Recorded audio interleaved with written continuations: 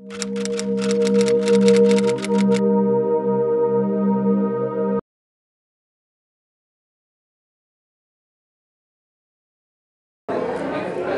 libro es un libro un poco complejo porque es un libro que es una mezcla de diferentes tipos de libros, es decir, es un libro suma, un libro que tiene muchos libros a la vez. Es un libro que es una novela autobiográfica, es un libro que también es un relato, una memoria del lenguaje del judeo español. Es un libro también de poemas, porque hay algunos poemas incluidos allí. Es un diario de viaje, en la exploración de una mujer de sus raíces sefardíes en Bulgaria. Entonces es como una suma de cosas el libro. Podría decirse que se trata de una novela, en el sentido que las novelas, en el género de novela se pueden englobar muchas cosas. El libro tiene notas informativas, digamos, para acceso de gente que no sabe nada de la diáspora sefardí. Entonces es un libro muy complejo, sumamente fascinante. Yo creo que es uno de los libros que más me han conmovido por muchas de las razones que voy a después explicar en la presentación, porque eso me llevaría mucho tiempo, una entrevista corta. ¿Sabes cuánto tiempo le tomó escribir el libro a Miriam? A Miriam le dieron la beca Guggenheim para empezar a escribir este libro. Inicialmente iba a ser un libro de poemas en el 2006, pero después el libro derivó en muchas otras cosas, que es esto. También va a publicar un libro de poemas en judeo español, pero pues yo diría que si empezó en el 2006 y terminó ahora, son aproximadamente 5 o 6 años. Okay. ¿Y lo que viene en este libro en judeo español, trae la traducción? No. ¿No? No, confía en que el lector es inteligente y va a poder por contexto entender de qué se trata o va a buscar las palabras por sí mismo. Ok, pues no sé si me quieras agregar tú algo más. Nada, decir que estoy muy contento porque es un libro formidable. Me siento muy orgulloso por Miriam, porque es un gran logro este libro y espero que mucha gente lo compre y lo lea. Si alguien quiere saber de la diáspora sefardí, si quiere saber de lo que significa la diáspora, tiene que comprar este libro y leerlo. Mira, Tela de cebolla es una novela que trata básicamente de una mujer que viaja a Bulgaria en busca de sus raíces y también de la lengua de la lengua familiar, el judeo español, el ladino, una lengua que está catalogada en los libros rojos de la UNESCO como un libro ya en vías de extinción, puesto que ya no hay niños que la hablan. A través de una serie de historias familiares, el libro, digamos que trenza en distintos momentos fragmentitos, pequeños fragmentitos, escritos directamente en judeo español, en ladino, que es una lengua para mí fascinante, y no nada más por una cuestión familiar, sino porque creo que cualquier persona que tenga un interés mínimo en el español le resultará interesantísimo ver que abajo del español contemporáneo existe este español arcaico lleno de diminutivos, de giros que si te fijas nosotros conocemos y a veces hasta calificamos de esta manera. En el campo mexicano, en el campo no mexicano, en el campo en general, en Mesoamérica, tú oyes a mucha gente en las zonas rurales decir andejuites, mesmo, nadien, mesmo, ancina, todo esto que parece una falta de instrucción y de escolaridad, es en realidad el español que se trajeron los primeros pobladores a América y que de alguna manera en el campo quedó congelado. Por un lado es fascinante, por un lado es tristísimo ver morir a una lengua, y Digo, no me siento una arqueóloga ni una lingüista que voy a rescatar quién sabe qué cosa, pero pues mientras yo siga escribiendo espero siempre tener un puente hacia el ladino o judeo-español. Pero no te he contestado tu pregunta, porque en realidad el libro es un libro de memoria, un libro que espero que en algunos momentos sea divertido, hay humor en la esencia judía, hay mucho humor. El libro también tiene momentos dolorosos, creo, por lo que me han referido otros lectores, que es un libro emotivo, no difícil de leer, y pues estoy muy sorprendida de haberlo escrito. Toda la vida pensé que yo jamás iba a escribir una novela. He escrito desde que soy muy joven, pero he escrito solamente poesía, pero la poesía tiene un rigor y una exigencia con el lenguaje que creo que no he podido tener una mejor maestra para escribir un libro narrativo que la poesía. Ahorita hiciste un comentario que se considera en el libro rojo de la UNESCO, que es un idioma en extinción. ¿Cómo lo compararías con el yiddish? Que también se habla de que es un idioma que está muriendo. Yo creo que el yiddish es al alemán lo que el ladino al español. Y, en efecto, solamente que hay más literatura en yiddish que en ladino. Incluso hay un premio Nobel que escribió en yiddish, que es Isaac Bashevis Singer. Hay literatura en ladino, hay literatura en yiddish todavía que se escribe cada vez menos, y sobre todo cada vez menos lectores. Entonces, estoy casi segura que el yiddish está en los libros rojos de la UNESCO también, como una lengua ya en vías de extinción. No muerta, pero en vías de morir. Y eso me parece tan absolutamente dramático y triste como si me dijeras que se está extinguiendo una especie que no vas a volver a ver. Porque si te fijas, cuando muere una lengua no nada más mueren sus palabras, muere toda una visión del mundo. Cada lengua es una visión del mundo. Y hay cosas que no se pueden decir ni traducir de una lengua a otra porque son propias de esa visión filosófica de la propia lengua, ¿me entiendes? Te pongo un ejemplo de otras lenguas. O sea, como en inglés dices out of the blue. Tradúcelo. Claro, es como, ay, sí, de la nada dijo out of the blue. ¿Y en qué sentido viene eso del otro blue, que es el blues? En fin, como en español hay una distinción entre ser y estar que vuelve locos a otros hablantes, porque no existen otras lenguas. Creo que solamente el portugués y el español tienen esa diferencia. En fin, como te digo, la riqueza que contiene cada lengua va mucho más allá de su propio diccionario. No sé si me explico. Sí. Es un poema escrito en una lengua que se supone que está a punto de morir, pero que revive gracias al amor. Es un poema que es una variación a un poema de Clarice Nikoitsky con un verso de Juan Gelman. El poema dice así: Di, ¿cómo mis olvidaré de vuestros hoyos con colores de agua? ¿Cómo mis olvidaré de las noches calladas, cuando los vuestros se cerraban y los míos se quedaban abiertos?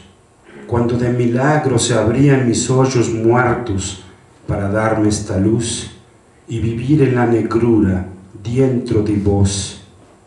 ¿Cómo me olvidaré del batidero de los pájaros en la mar de nuestras bocas, de los besos dulces de los muertos que reviven cuando topan la luz de vuestras caricias?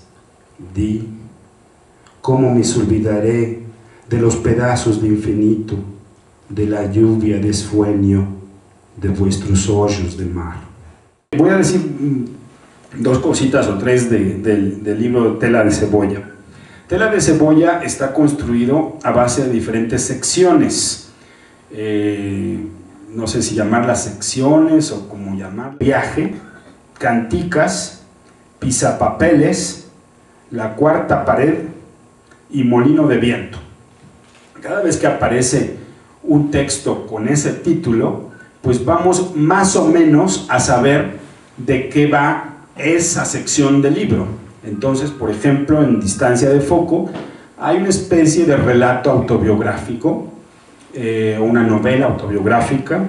Del diario de viaje se trata de una mujer que se va a Bulgaria en busca de sus orígenes, y no solo a Bulgaria, porque va a otros sitios, va a Turquía, aquí tenía yo, a Salónica, va a Madrid, va a Jerusalén, etc.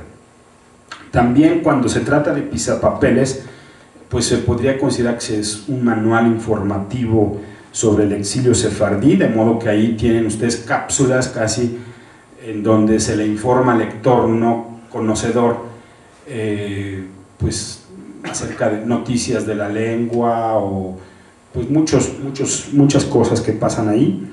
O en La cuarta pared aparecen voces, testimonios de personas que vivieron en otra época.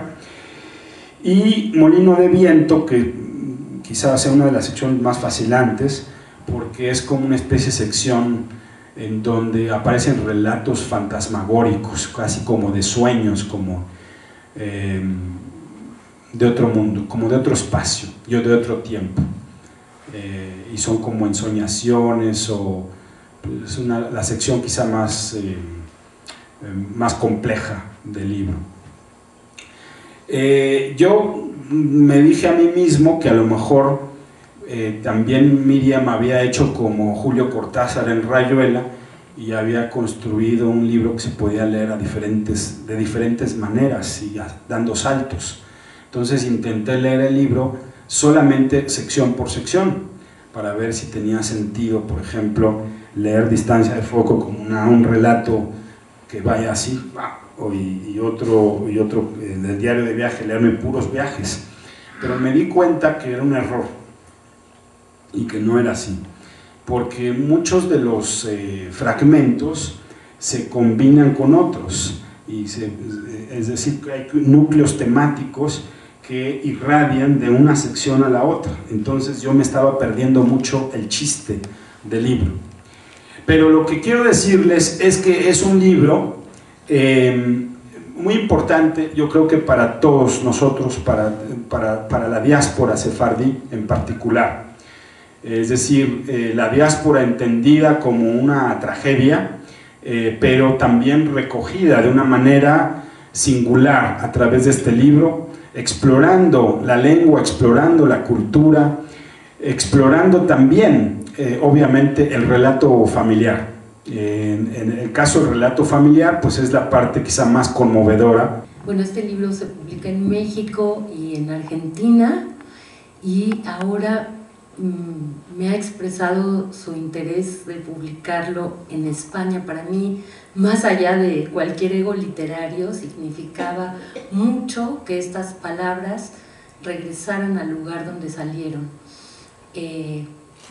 Les cuento que yo lo intenté, y se me cerraron una tras otra todas las puertas que fui tocando, hasta que doblé las manos y dije, ya no lo intento más.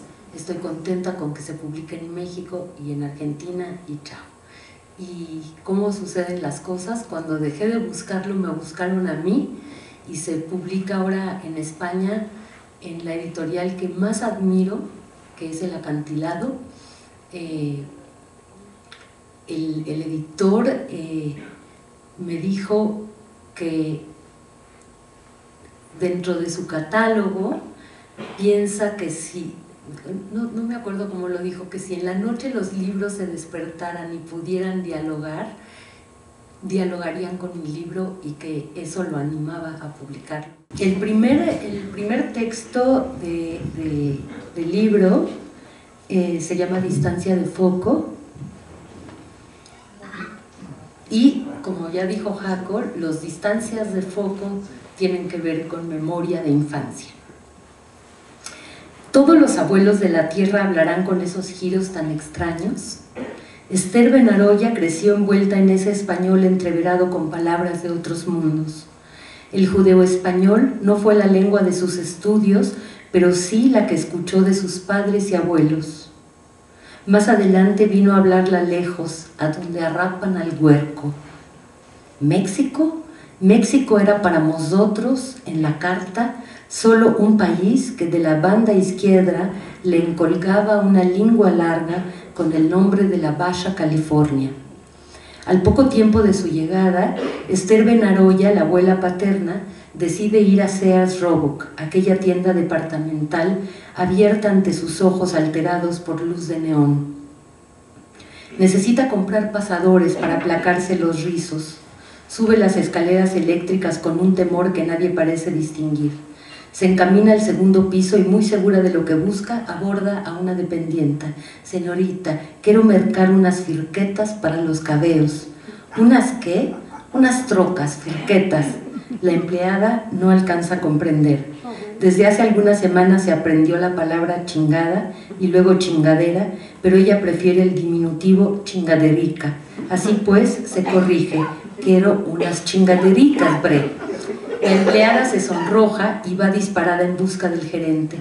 Esther Benaroya sale con un empaque de cartón lleno de pasadores con punta engomada.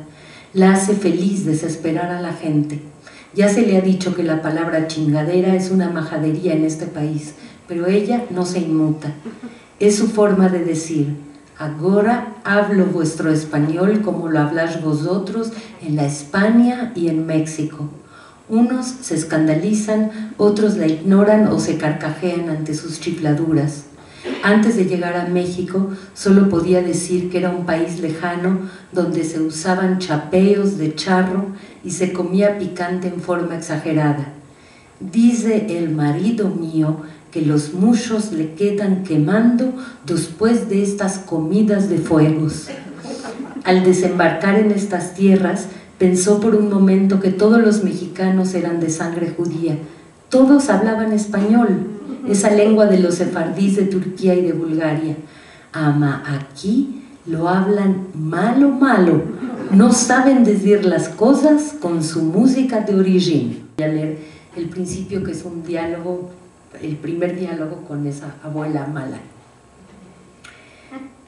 Creo que no debes hacer estos desinos en tu cuaderno, Irrica. ¿Por qué no, abuela? ¿Te da vergüenza tener las tetas grandes? No hables ansina, te se va a secar la lengua. ¿A mí? No se me va a secar. El Dios te va a castigar y te puedes quedar jazina. ¿Por qué? No es cierto que Dios me va a enfermar. No debes hablar ansina del cuerpo. ¿Por qué? Por mo que una criatura con educación no debe hablar de estas partes del cuerpo. ¿Cuáles partes? ¿Las tetas? Te voy a dar un chamar, no quiero sentir que hables estos viervos de grandes. Tú sos una criatura. Entonces, ¿cómo debo llamar a las tetas? Con señas, no con viervos. Ah. Molino de viento. Es la parte de las ensoñaciones. La veo llegar muy joven. Curioso ver a tu madre así. Agora tú sos la aedada, me dice la abuela Victoria con su habitual sorna y columpiándose en una mecedora al final del cuarto. Al terminar ese parlamento desaparece por un hueco del piso que por fortuna se la traga. Mi madre entra al salón, toma una caja de cerillos, enciende uno y lo acerca al pabilo de una enorme vela blanca. Espera un rato concentrada en la flama y enseguida comienza a derramar la cera en un plato hondo. Casi lo llena de ese líquido caliente. Después aclara su garganta y sumerge los dedos. Alza la vista y, claro, me descubre.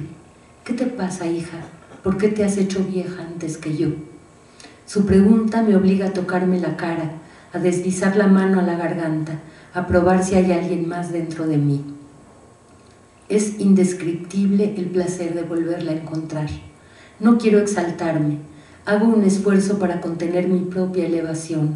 Me acerco lentamente hacia sus manos que parecen descansar en esa cera ardiente. Esto es para pianistas, me dice de la forma más natural.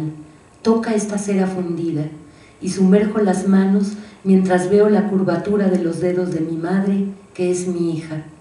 Me quema. Es para aflojar los dedos antes de mi último concierto, dice. No habrá más. Al fondo descubro un letrero que al parecer dejó un ejecutivo de la Sony Classical. Se refiere a un conocidísimo pianista. Lo tengo en la punta de la lengua, pero no puedo recordar su nombre. Dice el letrero: morirse fue una jugada maestra, lo mejor que pudo haber hecho en su trayectoria. Ella me dice algo que yo ya había leído: el piano no se toca con los dedos, se toca con la mente. Entonces, mamá, ¿para qué sumerges los dedos en la cera? Para calmar el angst. En esta orilla, del otro lado donde tú me ves, tenemos tareas que cumplir. Yo tengo la encomienda de derretir la cera. Por fin toco sus manos. Son blancas, sin una sola mancha, suaves como las de una niña.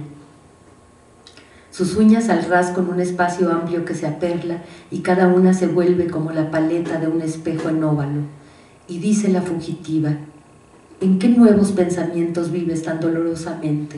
Todo esto no es la vida real.